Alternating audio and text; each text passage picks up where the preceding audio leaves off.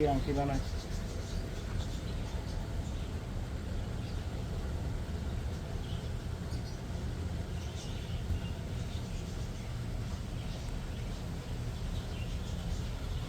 এখানে দেখেন, এটা হচ্ছে উহুদের পাথর।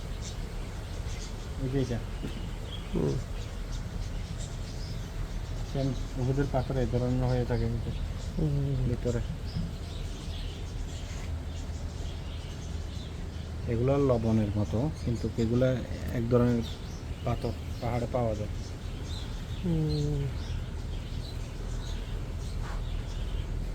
ইচ্ছা করলে অনেক ধরনের। এটা তো এটা কি, এটা উটের ইয়া নাকি? এটা উটের না, এটা হচ্ছে হাতের সুর, দাঁত। ও, নবী সাল্লাহ সাল্লাম তাহলে তো অবশ্যই এই জায়গাতে আসতেন। জি। এটা তার বাগান।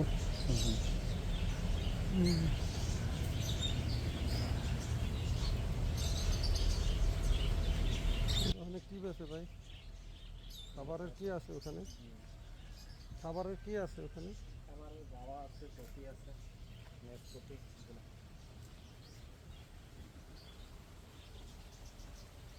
এটা এদিকে বেজে নিতে পারেন।